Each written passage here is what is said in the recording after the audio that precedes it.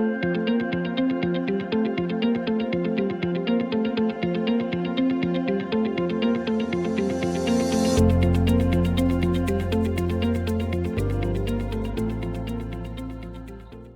want to welcome everybody. This is what we are calling Doc Talks, and my name is Bill Spangler-Dunning. I serve as the regional minister for the Virginia region, and this ministry is designed to help the whole of our church. So thank you for coming and joining us today. Our topic today is on the Paycheck Protection Program, and our guest is Rick Reisinger from Disciples Church Extension. I have assured him he doesn't have to have all the answers, but he will be presenting and introducing. And then remember, Doc Talks is not so much a webinar as it is a chance for us as people in the church to ask questions wherever we are on the journey. So get ready for your questions later. Rick will be presenting and answering questions and talking about different things, but within the body of Christ, that would be you. We may have answers for each other. So let us begin our Doc Talks this afternoon with Rick. Rick, go ahead. All right. Thank you, Bill.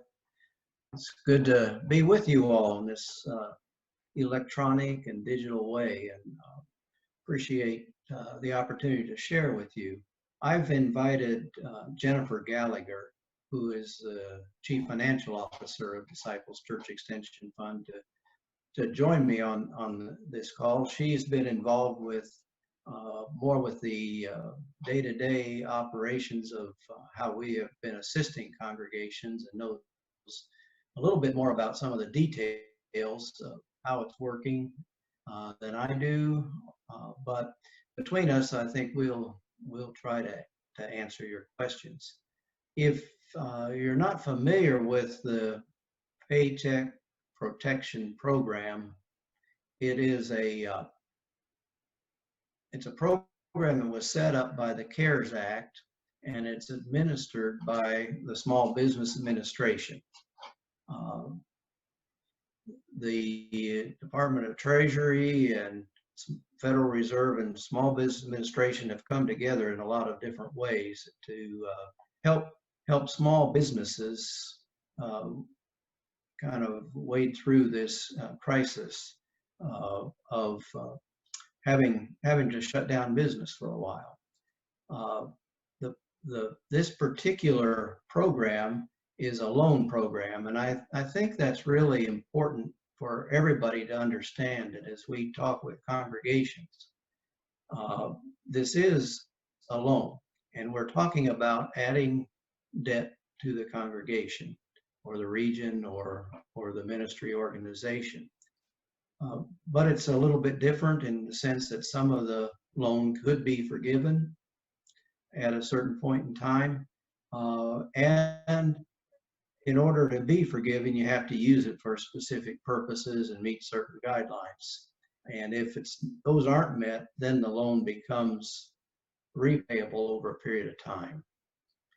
But basically, the program was put in place to help small businesses to continue the employment of their staff.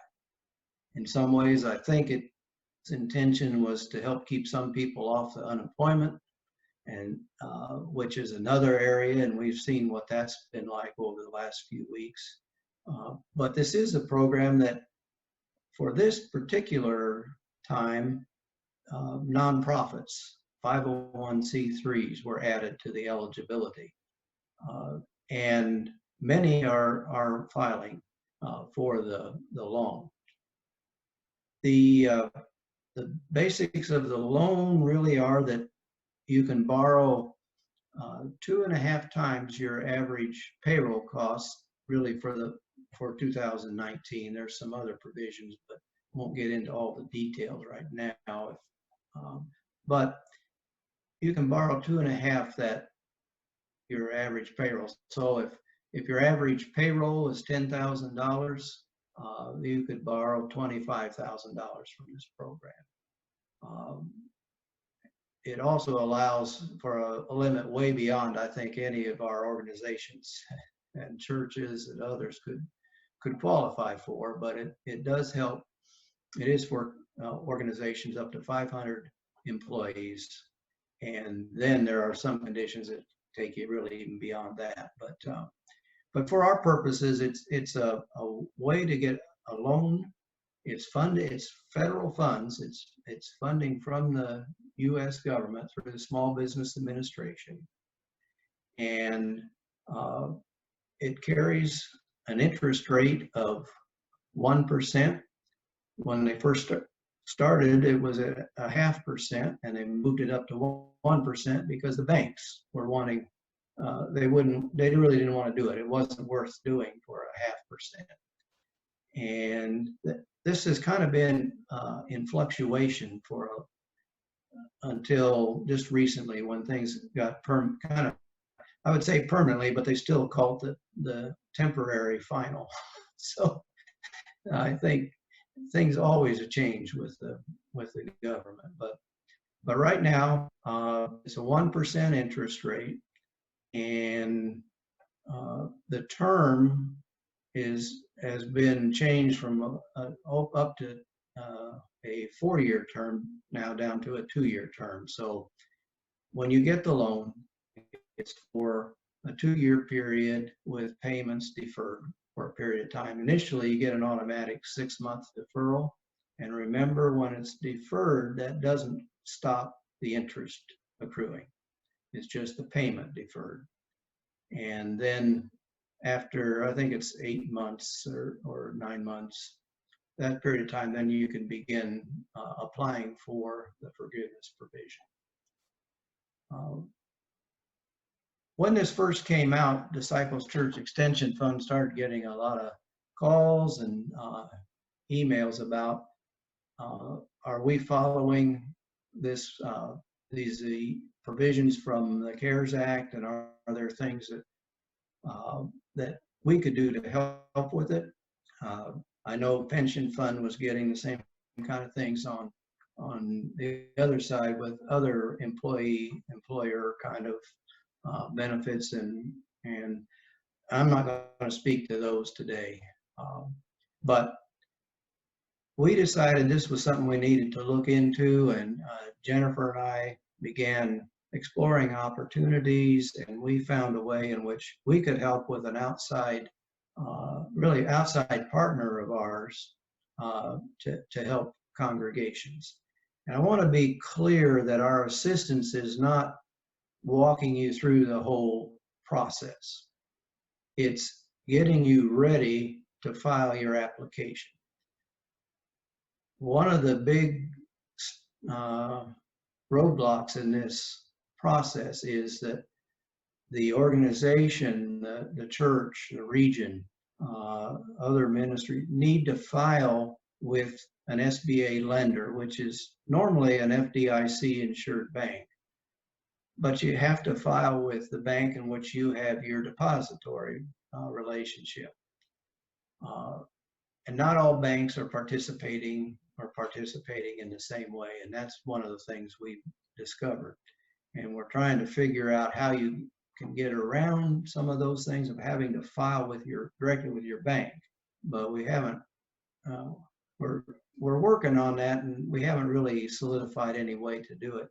So we've experienced congregations that even when they went on their own to the bank, they go and find out the bank says, well, you're not qualified because banks hadn't gotten the word yet that nonprofits, 501c3s were eligible. Now that's coming into play, but now they're trying to figure out how things work. So really the problem was, as this got started, that it came on so quickly that all of the conversations that needed to be had with SBA and their lenders, they happened after the fact, and that's why there was so much change over time. But we have heard of congregations that have filed and already received their loan funds, and we've heard of congregations that can't even get their application filed because the banks are not willing to do that. So I want to lift that up as an issue. But we're still working with everyone to be prepared for the time that you can apply. So let me, I do need to, I know you've all heard these kinds of statements before, but I need to give my disclaimer that I'm not an attorney, I'm not a tax advisor, and Jennifer and I are giving you just general information and our understanding, but you really need, if you have questions of in a legal nature and others, you need to consult with your attorney or your tax advisor. Our information is just that general information and will help steer you, but we cannot give you any advice, legal or tax. All right, so I know that there's probably lots of questions and what some of this means, but that's a little bit of an introduction. So let's use the rest of the time and see what your questions are.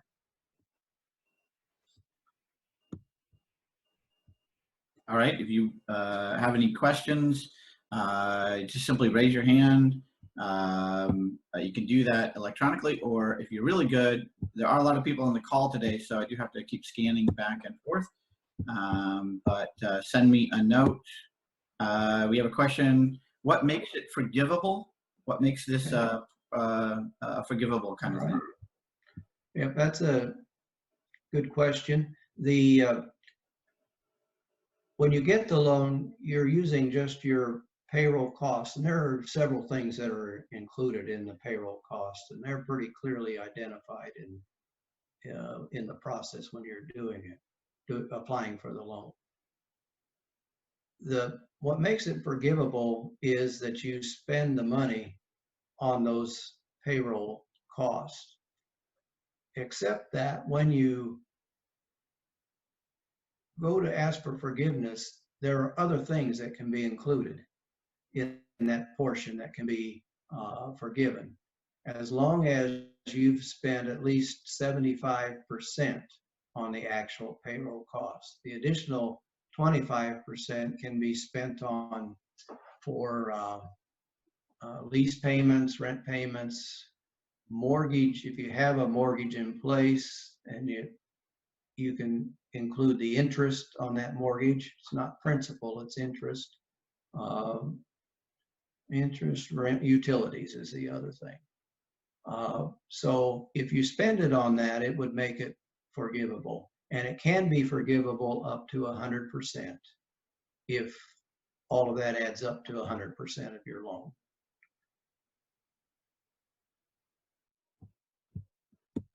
Other questions? You can see in our chat box, is there a time span in which the money must be spent? A question from Denise Bell. Yeah, I think that time frame is over, and Jennifer may have it's over it's really over the time between, was it 8 weeks, I think, Jennifer, is that right? I'm looking at, yeah, 8 weeks. If you have to show that you've spent the money on those expenses over the 8-week period after you receive the funds. I'm going to go to Susan Diamond. Go ahead and open up your mic and ask your question.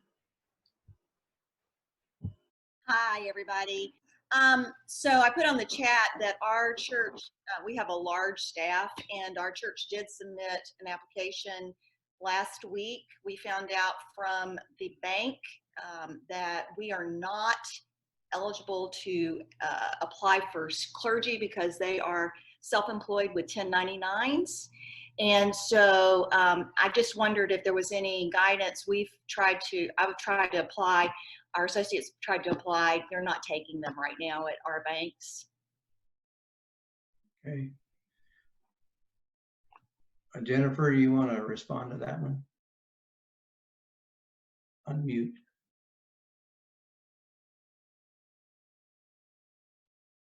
Okay, can you hear me now? Yeah. Okay. So technically clergy have what is called dual tax status. They are considered employees for federal tax purposes and self-employed for FICA, Social Security, and Medicare purposes.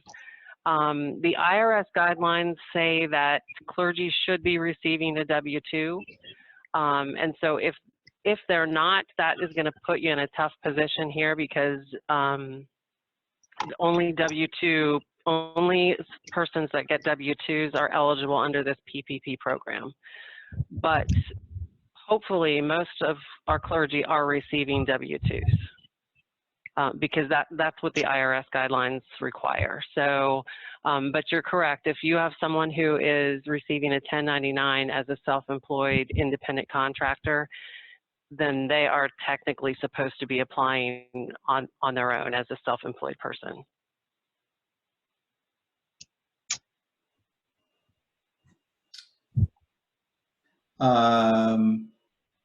Elsie, go ahead and open up your mic and ask your question.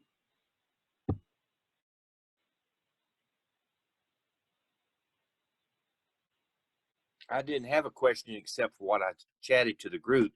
My question was, there's some issue been raised among members of our church about the Christian ethics involved, assuming a limited amount of money has been so far at least set aside by the government for these, and the purpose is generally to keep employees at work in businesses, and assuming our pledges are still coming in just fine, and we're not thinking about laying anybody off, how ethical is it to jump on the boat early to apply for these when other businesses might really need them that don't apply early? And I think that's an important question for each congregation to consider. Really, and as you look at the terms of the loan, it's for the purpose of covering income that you are not getting because of the situation. I think many congregations are doing okay with giving at this point, and many are not. But I think it's really something a congregation should consider. You know, and the question comes up: well, what if we think we're going to need it later on, and things? And then I think that's something valid to consider. And at the end of the loan, you don't always have to ask for the forgiveness either. You can pay it back. But I think it is important that we consider it really is intended for those who are suffering economic injury, is what they call it, because of the lack of income and not being able to do business. We're not able to meet in our buildings. We're moving to different ways, and we don't know what that impact will be. But I've heard congregations that are not having any issue, and others that just have seen a real steep 30 to 50% decline in income. And those are probably ones that really need the funds. And you know, I don't know that I can give you an answer except to say that I think it's something that each church should consider, each organization should consider. I'm going to follow up with that just a little bit, because I've heard a lot of congregations ask, you know, we don't really need it right now, but if we don't get in line and then we need it in a few months, do we miss out because we didn't get even in line? Is that the case at this point in time? Or, yeah, I guess that would be my question. Yes, that's exactly the discussion that's been held. We don't know what next month is going to bring, but so far in the early part of the quarantines and no church, things have gone fine so far. Yeah, well, and as I understand it, and Jennifer can correct me if I'm wrong, that this program is really only open until June 30 of this year to apply. And, you know, the money is there's a limited amount of resources that are allocated for this. Although I know they're getting close to using the first allocation. There's talk about another, but you know, you don't know what's going to happen. So I mean, it's possible that things would be available later, and if you find that you need it later, you can do that.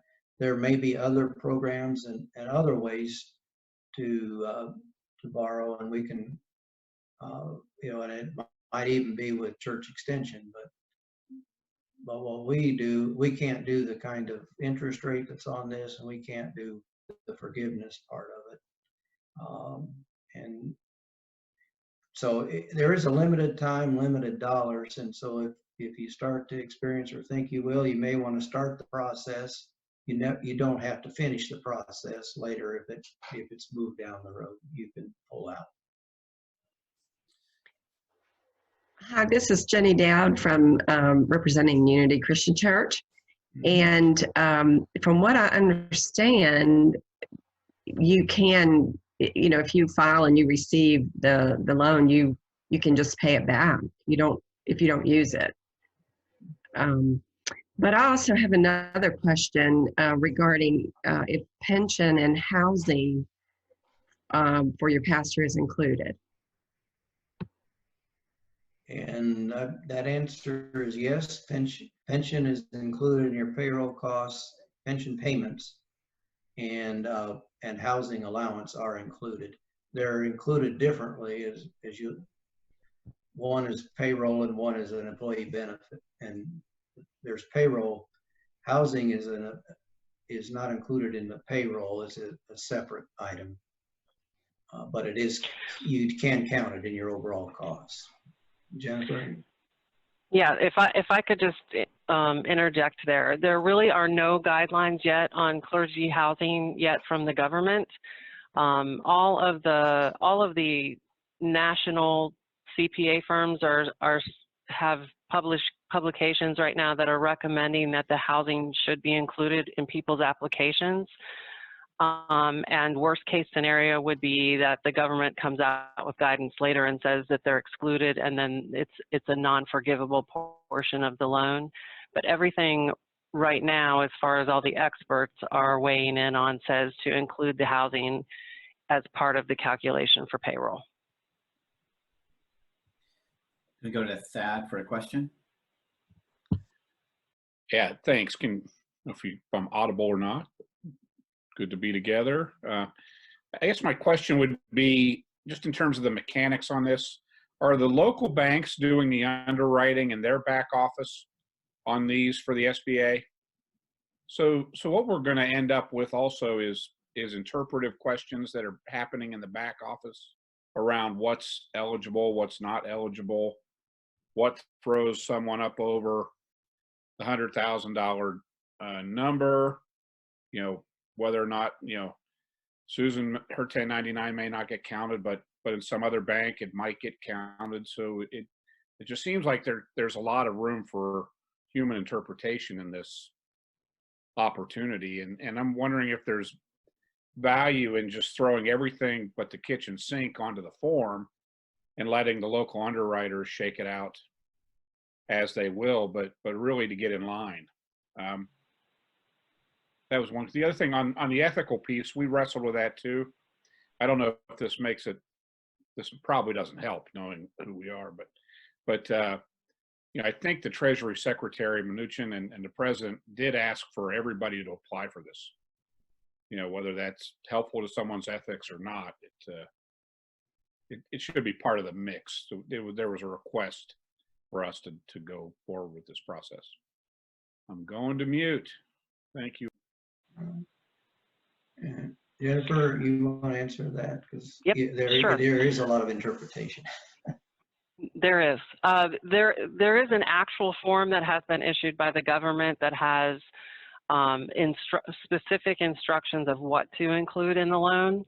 And basically, if you were in business in 2019, they want you to do your monthly average payroll based on your 2019 payroll records. What's happening then is each bank is collecting that information differently. They're collecting your 2019. There are some banks that are also collecting first quarter of 2020. And depending on the bank and what they're doing as far as underwriting, they're asking for additional information related to your payroll. What we're recommending is for churches at least to begin the process with the actual government form information pulled together, because that's what the government is asking for, and then the churches are asking for more beyond that. But at least if you have it calculated based on the government instructions, it gives you a first starting point. And they're pretty clear on that, with the exception of the housing, which they haven't given guidance on. They're pretty clear it should include benefits. It should not include employer paid FICA taxes. It should include employer paid health insurance, pension. And so what we're trying to kind of steer churches towards is to get the application ready as it's outlined by the government. And we have that application on our website, and then start from there. And then all the banks are asking for different things beyond that as far as their underwriting. And then to your second comment, Thad, on the actual application in relation to these ethical questions we're kind of talking about, there is a whole list of certifications that the church needs to discern and go through and make sure that they feel comfortable signing off on.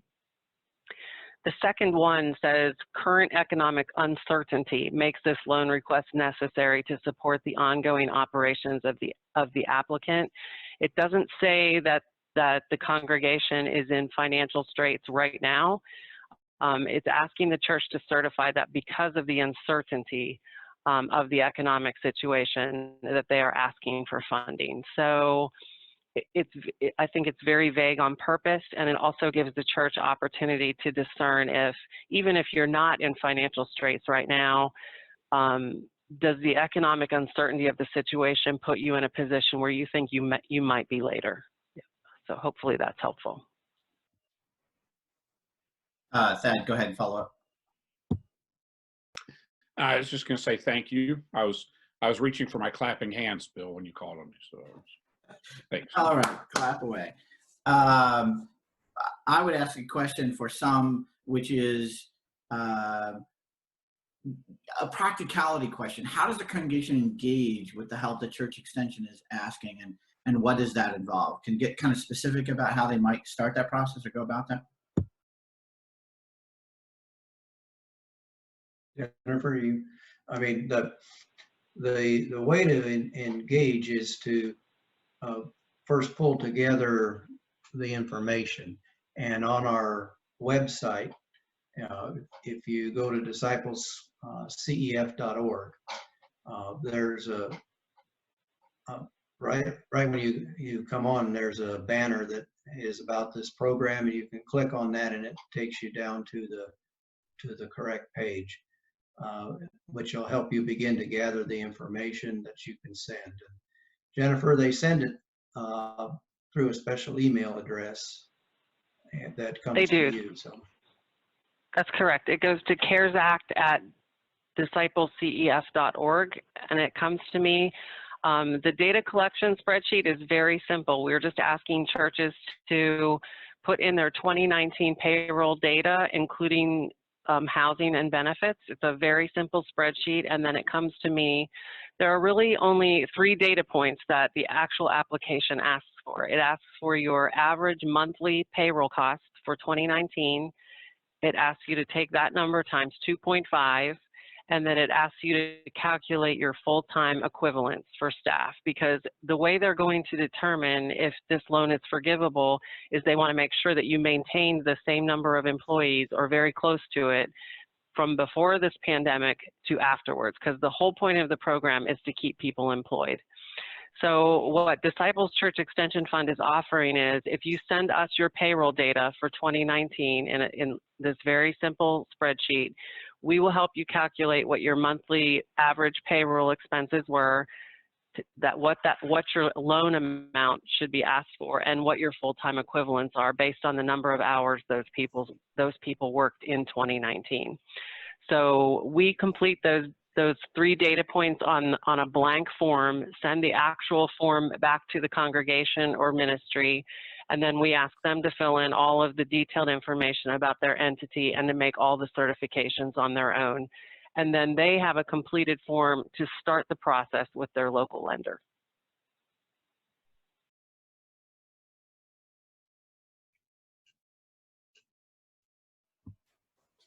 Arthur, go ahead. Open up your mic and go ahead. I'll open it for you if you want. All right, you are live. Go ahead. Okay. We have a church-related apartments for the elderly. And on our audit form, it has our employment cost specified. But we use we outsource our employment, our employees to a third party. Can we apply? Are we eligible to apply for this program? When you say outsourced, how is that? We use CCH Rick for the Thomas Campbell Apartments in Washington, PA. Oh. Yeah, Give- that's give a Mark good some question. help on I'm that. not sure I know the answer. Do you, Jennifer? I think if Can you repeat they're the question? I don't completely understand the question yet. Our Thomas Campbell Apartments in Washington, Pennsylvania, we have two corporations there. We have two apartment complexes, but we have a management contract with Christian Church Homes runs the organization, and they do the payroll for our employees. Can Thomas Campbell Apartments and Thomas Campbell North apply for this program? Whoever the agency is that pays the payroll, it's that federal ID number, it's that entity that can apply for the loan. So if the payroll is being paid from a local federal ID number and corporate number or corporate entity name, then the loan can be applied for through them. It's whoever's federal ID number is appearing on the W-2 of those employees.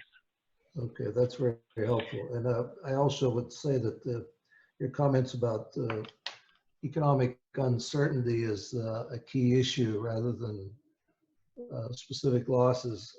Also, I want to join that church that hasn't had any fall off in offering income the last month. That's a great church, I guess.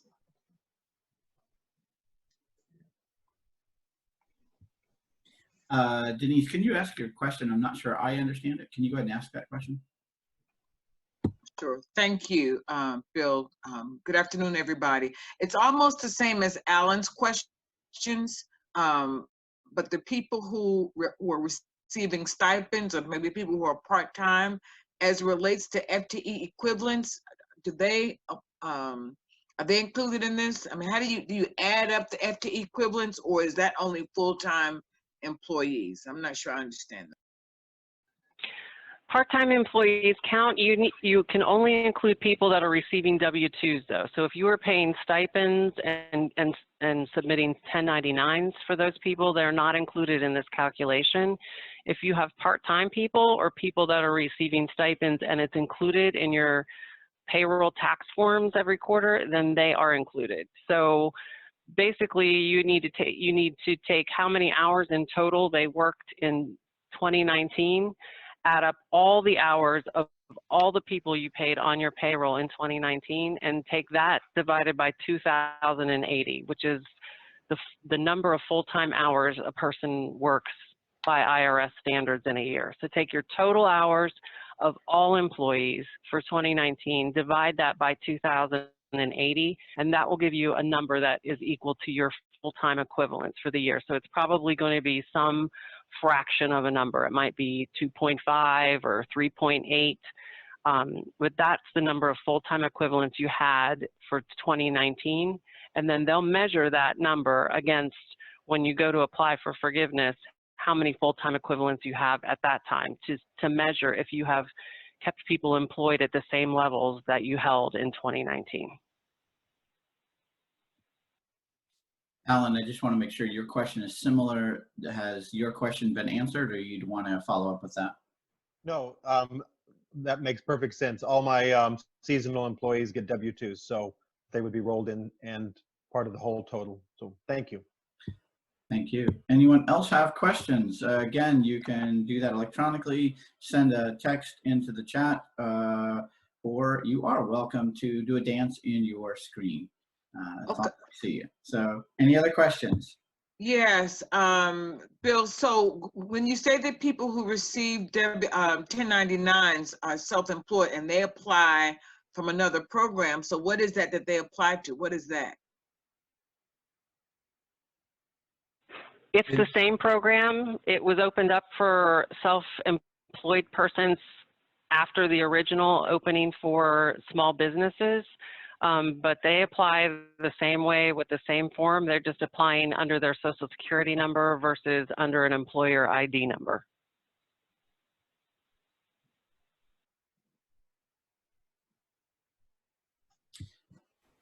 Excellent. Any other questions? Again, these talks are designed for you to ask questions no matter where you are on this journey.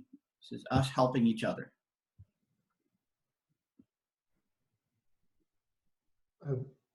Yep, go ahead, Arthur. One other question, just quickly, let me just understand, in terms of the pastor's salary, I understand the guidance is they should be getting W-2s. And if I understand it, if they get a W-2, you should also include housing in that, is that right? So if they get a 1099, you can include them? And does that mean you can't include housing as well?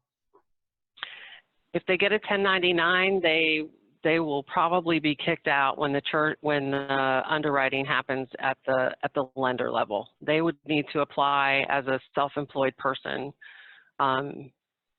Because what's happening is when the banks are doing underwriting, they're asking for copies of W-2s in many cases to verify the numbers that small businesses are submitting. They're also asking for copies of the quarterly 941s. And then they're asking for schedules of what benefits were paid for those individuals.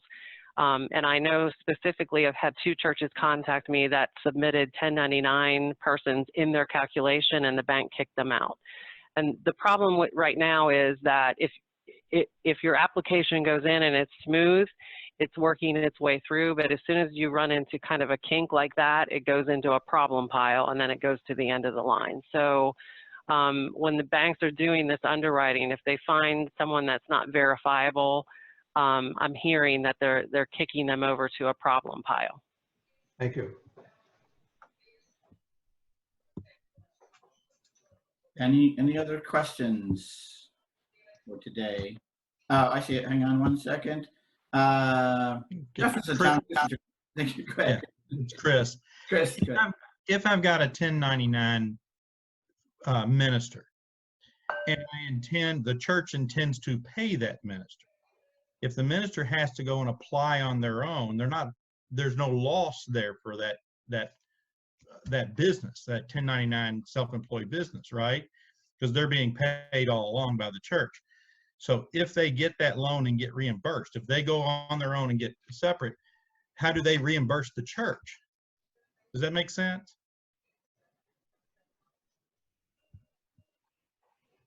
It does. I'm not sure I can advise you on how to do that because there really isn't anything in the guidelines about how a contractor would then reimburse the person that pays them. I mean, that all starts to, that's kind of beyond me how the IRS would look at that. Yeah, I mean, it's a crazy calculation. I mean, because then you're not going to put yourself out of work if you're holding 2.5 times your 1099 fees. I mean, so then how do you prove that you were still working? I mean, this is the dilemma we're in here. I'm wondering, would there be time with the payroll tax extensions for congregations to go back and refile people who were incorrectly given a 1099 to a W-2? They're not going to show up on a 941 anyway. Well, there's certainly time to go back and correct and issue W-2s and then issue corrected 941s and corrected W-3s. The problem is I'm not sure it's all going to catch up in the background in order to get these applications in. But I mean, it's open until June 30th. There are some banks who are already saying they're out of money because what this program is doing is lenders have to lend from their own balance sheet. They're not getting federal money to lend.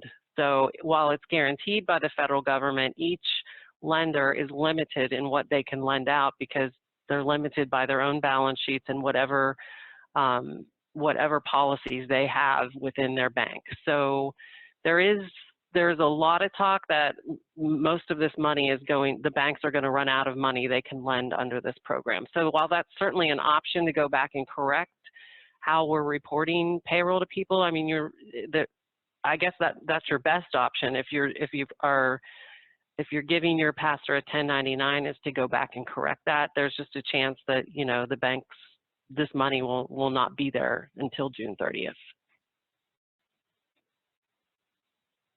I apologize. Maybe just one other fleeting thought, and thank God for Jennifer Gallagher and Rick Reisinger, two of the smartest people in our church. If we do have congregations who get in line and their bank mishandles this, or for whatever reason they don't get the care that they might need because they're a small player or for whatever reason, there is going to be economic damage done to some parts of the economy. And certainly the church is going to be the recipient of some of that very real economic damage. Any thoughts on that in terms of marshaling forces in the ecumenical church, just to lift up the fact that if churches weren't getting good treatment, and from the beginning they weren't, you know, they were being told by some they weren't eligible, or maybe getting hung up or put in the bad pile because of misunderstanding. You know, some people aren't going to get this money. And is there any remedy for that? I don't know whether there's any remedy. I do know, and this is where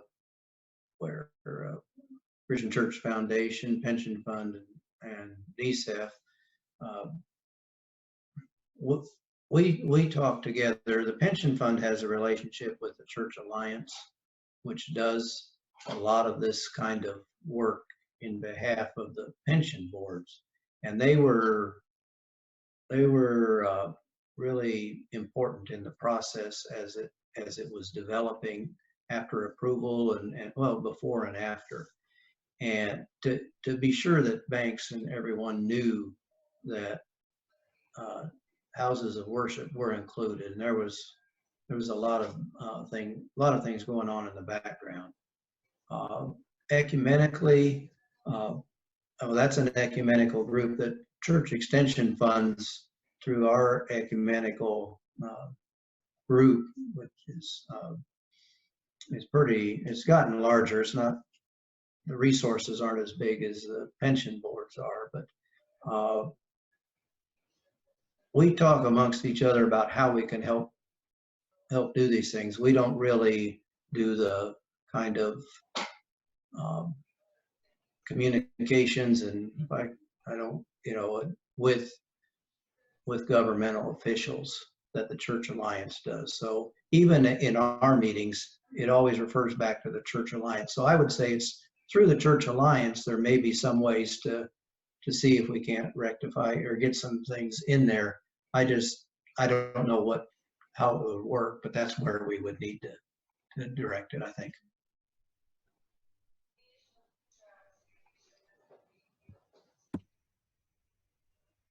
Did you have a follow-up, Thad? Are you good? Yeah, I guess I was just thinking maybe, and the other thing would maybe just to make sure we know when we get our applications in, and to be talking with our senators or representatives if there are questions that come up, just in terms of fair access. Yeah, that may be those may be relationships that could be useful in helping. Okay.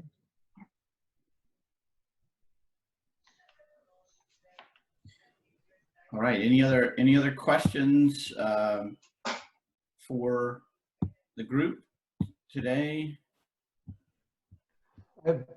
I have, pardon me, could I just follow up what Thad was asking there? I know a small business that applied through a big bank, PNC, and they got a number, a confirmation.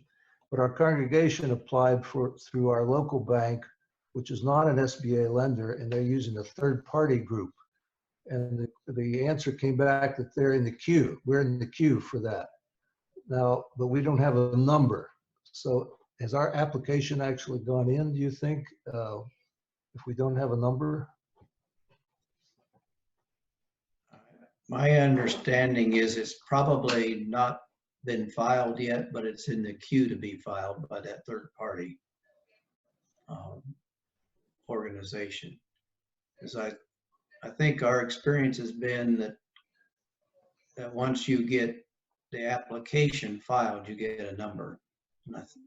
And Jennifer, is it different than that? I think that's where it is.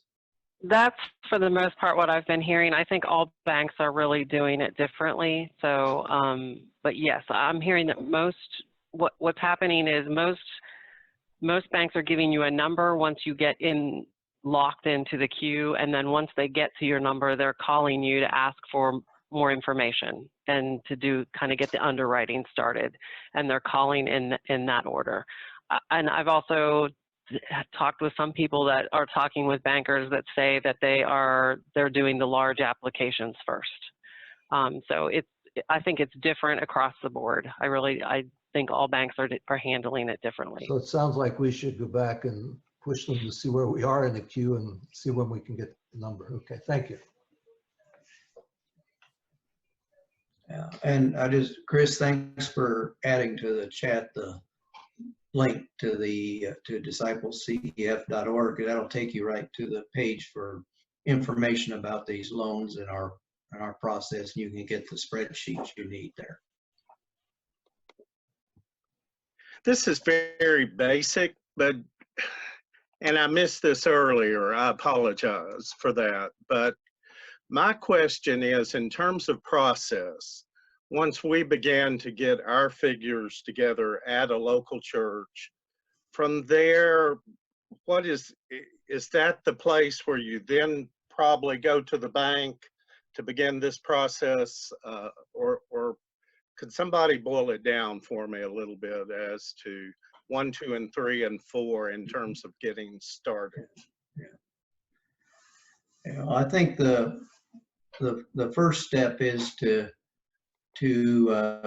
gather your payroll information and look at and get an application form to look at if you're going to work on your own. If you're going to work with DCEF, it's gathering the payroll information, and then we actually would, through our partner, provide back a partially completed application with all those details in it, and then you would need to complete the other. I think it's really important to work through the application. It's basically a 2-page application and then 2 pages of information you need to know. So it's getting to the numbers in place, because you really need to have that before you go to the bank.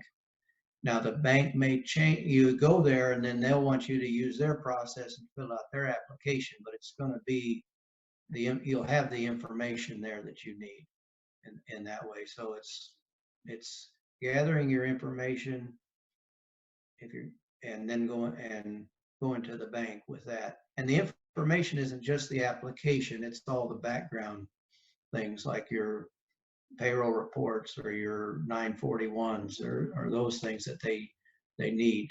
And in the chat, if you go to that page, it really kind of outlines those steps using our process.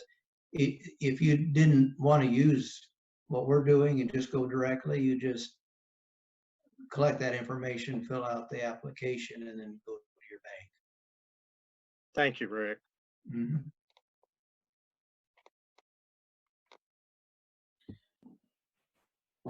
I'm sure there are more questions. I just want to say my own personal thank you. I love the fact that we as church can connect to each other.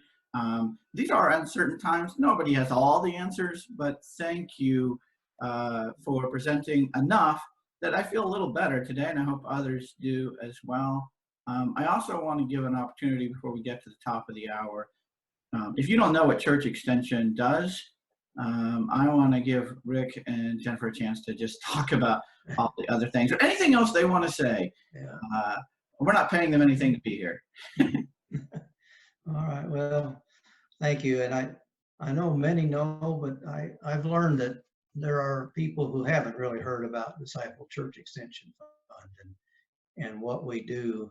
But our primary mission is really helping congregations plan and finance and have places, their houses of worship, their holy places, and raise the money. We provide loans to congregations to build those facilities.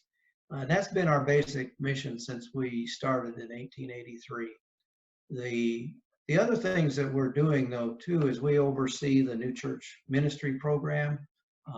Terrell McTyre's the past minister for New Church Ministry, and he's on our staff, but paid from the new church money that was raised and the endowment that's been raised over the years.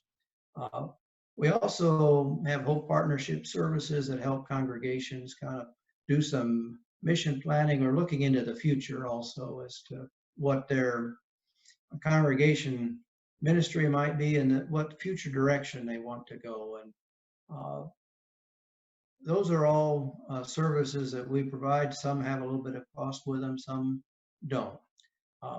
But we really are there to help congregation in the capital side of their finance as well as loans. And the thing that I would add is that right now, in this time, we've done several things to help congregations with those that had loans. We did an automatic deferral of loan payments for 2 months to provide a little bit of cash flow to the congregation because of their expected impact of lower donations. We have a whole variety of loans, capital, but we're now beginning to institute some loans that are short-term, more for the operational purposes. So let's say if you don't want to, if a congregation really doesn't want to go through the PPP loan process with SBA and just wants to borrow from Church Extension, we have some options there.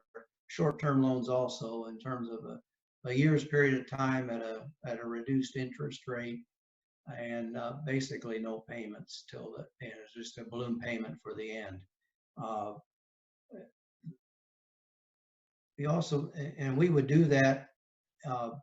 That loan would also could be refinanced for a longer term, but the real thing is we got to get through this period of crisis time and see what happens and get to some place. And we want congregations to be able to continue paying their pastor. We want them to continue giving their contributions to Disciple Mission Fund. And so we do have a new product there that can help in that, as well as maybe some other long-term types of situations. And that's where it's really important, I think, to go to disciplescef.org, and you can find the advisor that is in your area of the country. We have basically 4 people who do that all the time, and another, Gilberto Collazo, who works with Puerto Rico churches and with churches, Hispanic churches east of the Texas, Louisiana border. So, and just draw a line up the United States. But they're listed there. Please know that that we want we want congregations, we want regions, we want general ministries. If you have some financial issues, that's our mission, is to help find a way to work through it. We work with loans. We don't really work with grants. We don't work with other kinds of things, but sometimes there's places we can refer you to get the kind of help that you would need. We've been doing it a long time, and I think churches can work through this time, have the capital and other kind of resources they need to get to that point, and we'll work together to figure out the long-term impact of this COVID-19 crisis. We also, I should say, since I have a minute, the way in which we do it is we fund our ministry completely through our investment and loan program. So there are those congregations that and individuals that invest with us. And now is a good time to kind of think about that too, because our loan fund, we're limited like banks. We have a certain amount of our assets and things we can loan. And when those loan funds get tighter, we have to be more careful about the amount we're lending. So now's a good time to look at our investment program too, and give some consideration to that, because that really is how we fund our ministry. We get resources invested with us from individuals and ministries in the Christian church, and then we loan the money to congregations for their and other ministries for their needs. So. Once again, thank you for being willing to be here today, but also for all that you do for the church, particularly in the midst of COVID-19 right now. And I also want to thank the whole group for joining us today. These talks do happen every Monday, and I'm sure there'll be another one next Monday at the same time. So thank you all, and have a great day.